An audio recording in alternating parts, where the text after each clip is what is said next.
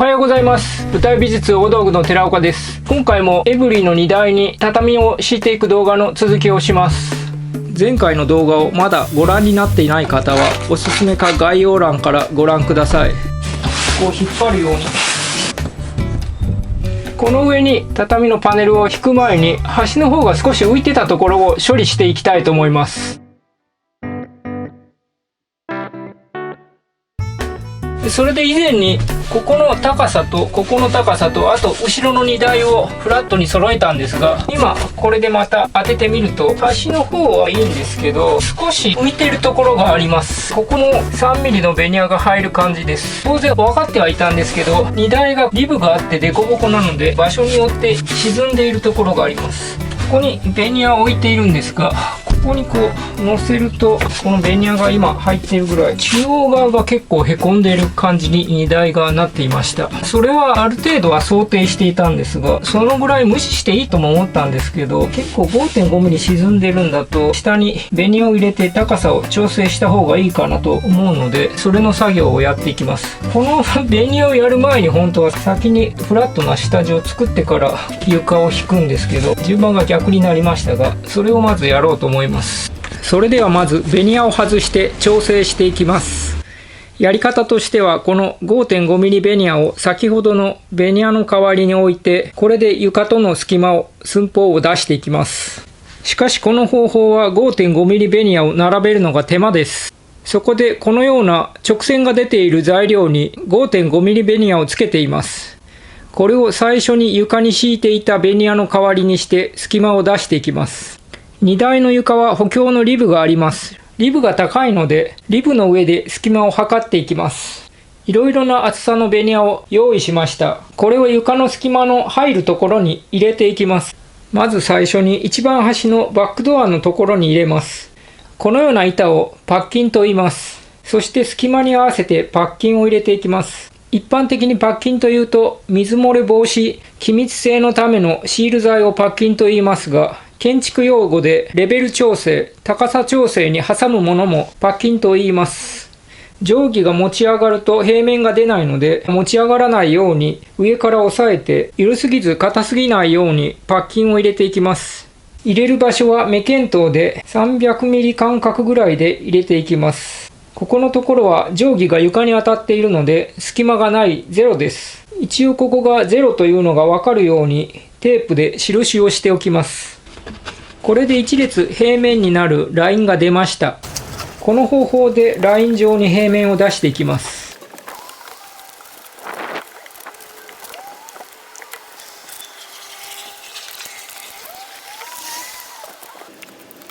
端の方で定規が入らないところはすでに高さの出ているパッキンから定規を当てて高さを出しています。こちらの角も同じように高さを出していきます。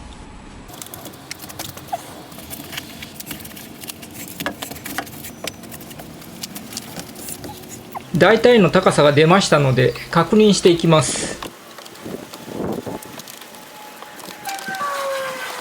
先ほどの 5.5mm ベニヤをつけた定規のベニヤのついてない方で斜めの高さを確認して歪みを確認しています。ここのマスキングテープが床に敷くベニヤの端なので、ここからの寸法を測りました。次はベニヤのつなぎ目を出しています。一度ベニヤを入れてマスキングテープでつなぎ目を引きます。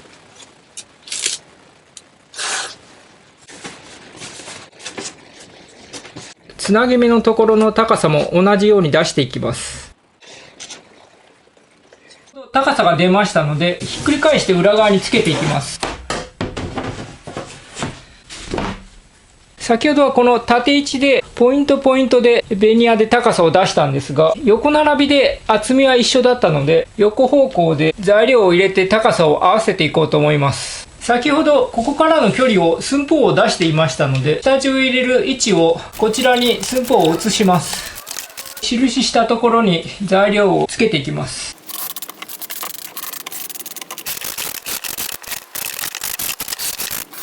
一番端側はリブがないので高さが違っていましたので、違う寸法のベニヤを用意していました。これをつけていきます。これ分厚いので裏側からビスを打ちます。裏返すとこういう風にベニヤがきます。ここに黒いのが見えてるんですが、これがここにつけたパッキンです。これにまたぐように乗せて、これでここがフラットに、目違いにならないようになります。一番端のバックドアのところは 15mm だったので、この材料を入れます。でそれで荷台のシートを留めているハトメみたいな部品の出っ張りがありましたので、その部分を削ってからこちらにつけようと思います。角の R を確認しています。テープの芯の内側の R が合っていそうなので、それに合わせて紙を丸く切りました。先ほどの車の R がこれの内側になります。それを材料の方にこの R を移していきます。実は先ほどは黒いテープで R を出していました。間違えていつの間にか黄色いテープで光り付けしています。このテープの内側を当ててこう鉛筆でなぞって、これで R が移せたので、スコヤで直角に墨を出しておきます。これでカットしていきます。大まかに卓上丸のこで切ったので、のみであとは R に削っていきます。ちょうど節があるから、ちょっと叩かないと削れないですね。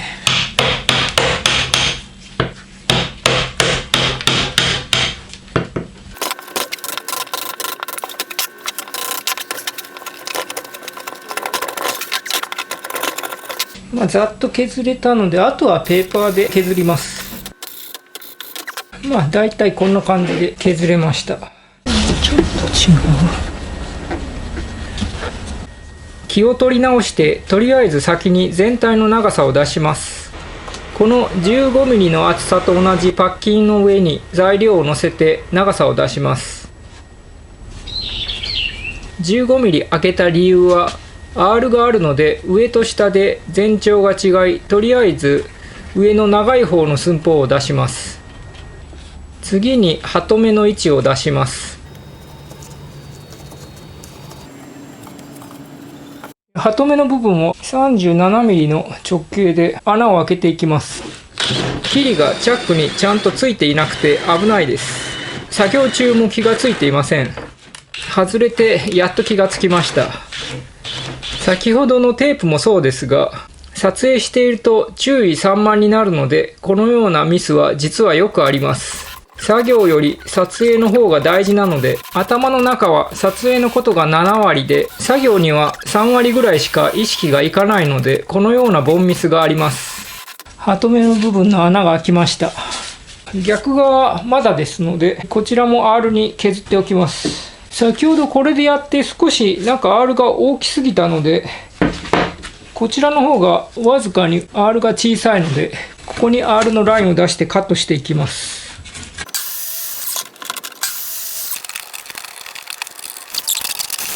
これで一度車に合わせてみます。右側の R とハトメの穴も大丈夫そうです。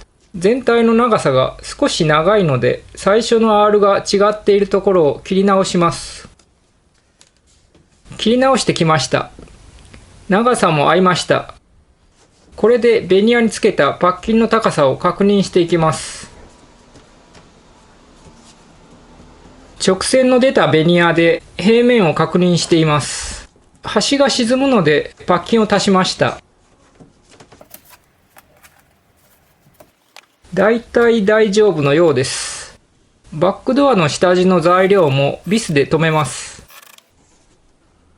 先ほどバックドアのところにつく下地の材料を打ちましたので、ここの端をカットしていきます。見えてるこの黒いこのラインがバックドアを閉めた時のちょうどの位置になります。これだと閉めた時に反動で内側に入ってくると思いますので、それなので閉め切った時のバックドアのラインより 15mm ぐらい内側に入ったところで、この下地の材料と一緒にベニヤも切り落とします。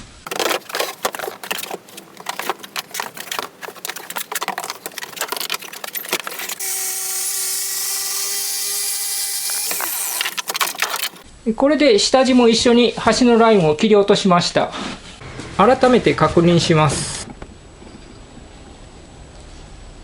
パッキンの位置も問題なさそうでしたので、これで木工ボンドで留めていきます。鉛筆で位置を印して外して木工ボンドを塗り、もう一度木工ボンドが乾くまでビスで仮止めします。木工ボンドが乾きましたので、ビスを抜いて車に並べてみました。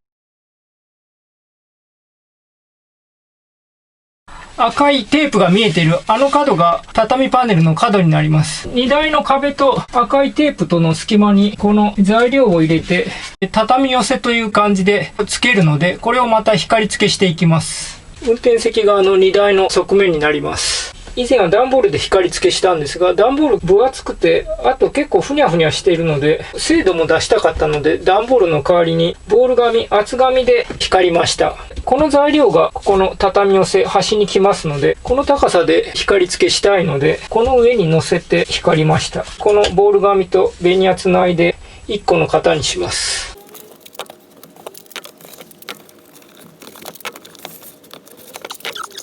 ここはないですが、まあここ直線につながっているということで省略して光付けができました。今、運転席の方で光ったんですが、助手席側に同じものをひっくり返して当ててみたら、まあ大体合っていそうなので、運転席、助手席両方この型を使って畳寄せを切り出していきます。光付けした型をこちらの材料、こういう風にガムテープで留めました。これで型の通りに鉛筆でカットするラインをつけていきます。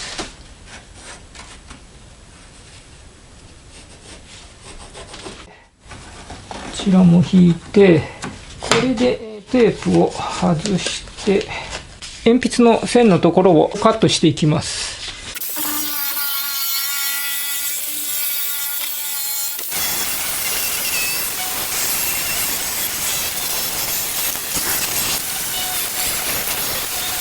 これで一度車に乗せて大きなズレとかないか確認してみます。入れてみて、まあ大体いい感じだと思います。ここをもう少し削りたいです。で、ここ端、こちらがもうちょっと行きたいんですけど、ここが少し R に角がなっているので、ここを削ればいいんじゃないかと思います。まああとここのシーリングも出ているので、この内側を大きく面を取るというか削れば収まると思います。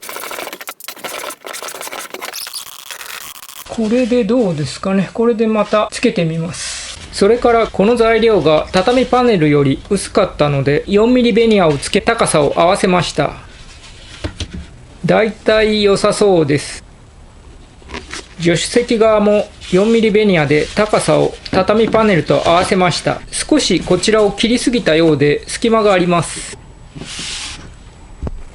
こちらはだいたい良さそうです。隙間があるので当たっているところに墨をつけて少し削ります。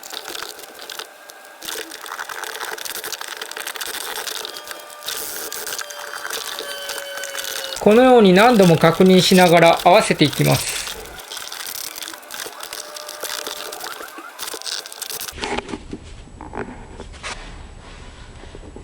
左右の畳寄せの調整が終わりましたので、バックドアの畳寄せを光ります。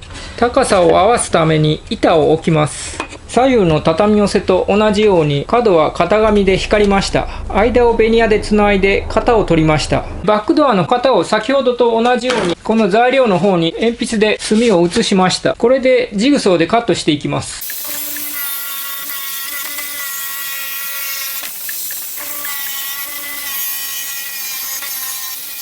車の角が R になっているので、ここをもう斜めに切っておきます。一番端の見えるとこだけ車に合わせて切ろうと思います。最初のバックドアの下の R を取った型紙の左側です。これをここに当てて、これでこちらの R を出します。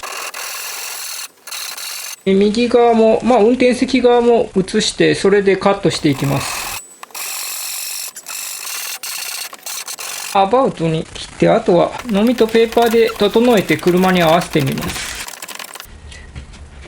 少し長いようです。長い部分だけどのぐらい削ればよいか印をします。印を目安に削ります。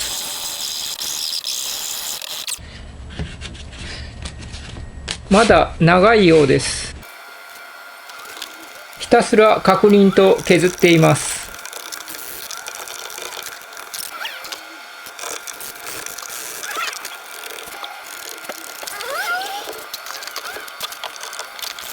やっと合いました。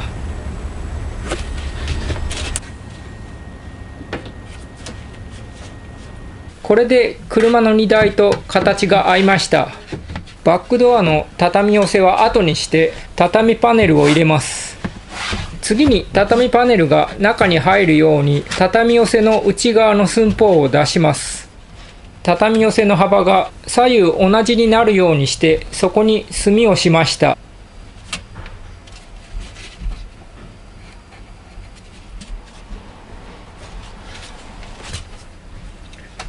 畳の端がこちらの隅になっています。ここでパネル層でカットしていきます。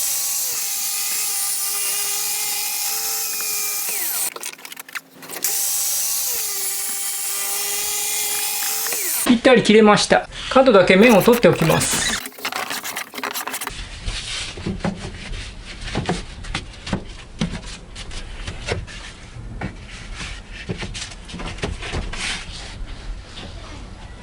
畳寄せが大きくて入らないようです。一部3ミリぐらい大きいようです。反らせて入れてみます。まず片側を入れて中側を持ち上げて長さが短くなるので入れてみます。入りました。前の同じように入れます。分かりにくいですが、畳パネルの画面右側を足で押さえて中央を左手でめくり右手で入れました。次にバックドアの畳寄せの幅を左右の畳寄せの中に入るようにします。中に入る長さに切ってきました。ぴったり入りました。畳パネルと隙間があるので畳パネルを入れ直します。バックドアの畳寄せもぴったりでした。前の畳パネルも入れてみます。後ろの畳パネルに合わせて押し付けます。前側の角はシートベルトの付け根のカバーの左右の内寸に畳パネルを合わせましたのでぴったりはまります。前の畳パネルは四隅ではまっている状態です。今後部座席が当たる場所の墨をしています。これでカットしていきます。面を取っておきます。加工が全部終わりました。表面の仕上げでちょうど余っているのでこちらの蜜蝋を塗っていきます。しばらく使ってないで表面固まってちょっと変な感じになってますけど、中は普通に使えるので蜜蝋をウエスにつけてすり込んでいきます。今回杉を使った理由なんですが、在庫が多いのはそれが一番の理由なんですけど、次に柔らかいので木の繊維の中に空洞が多くて空気を結構他の木と比べると含んでいます。つまり触った時に、冬とかだとヒヤッとする感じがないので、杉はそういう点では肌に触れるところに使うのはいいですね。これで濡れたので乾かします。それであと手についているんですが、ハンドクリームで蜜蝋のハンドクリームもあるので、すごく手がすべすべになって、あえてだから手袋せずに手にもこう塗っていますけど、それからこの蜜蝋は蜜蝋とエゴマ油で私が作ったものです。気をつけるのがエゴマ油が乾く時に熱を持って熱くなります。ウエスとかをこう丸めた状態でゴミ箱とかに捨てると、これ熱を持ってひどい時は煙が出て火が出ます。それで火事になったりするので、私の場合捨てる時はバケツかなんかに水の中にこれを全体沈めて熱くならないようにして処理しています。畳寄せに蜜蝋を塗って仕上げましたので、ここもバックドアを開けた時に見えるので、この部分は黒いガムテープを貼って黒くして仕上げようと思います。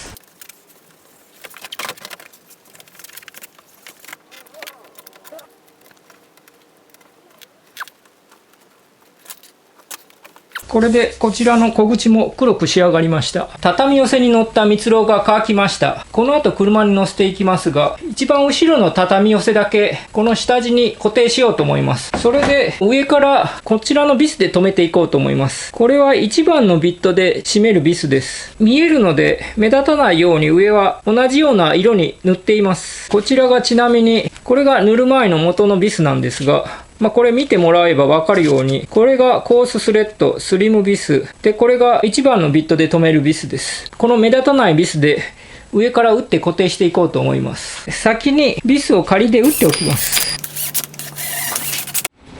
それでは畳寄せをつけていきます。バックドアの畳寄せをビス止めします。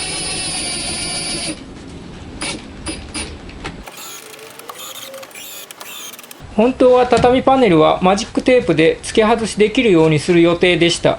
畳寄せも下地の 5.5mm ベニヤにビス止めの予定でした。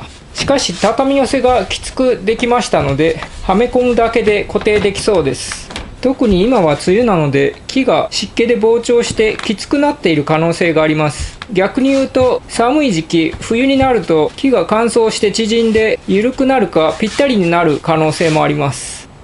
完成しました。バックドアの畳寄せも外から見るとこのように仕上がりました。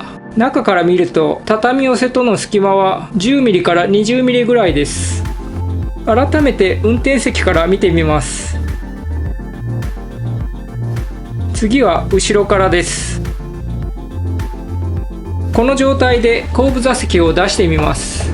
ところで結局畳パネルも畳寄せも今は固定せずにはめ込んでおくだけにします。あとは車なので揺れるときしみ音や擦れた音がするので、本当は擦れないように隙間を作るか動かないように固定するのですが、とりあえずこの状態でしばらく使って様子を見てみようと思います。後部座席も前の畳パネルを外すだけで使えます。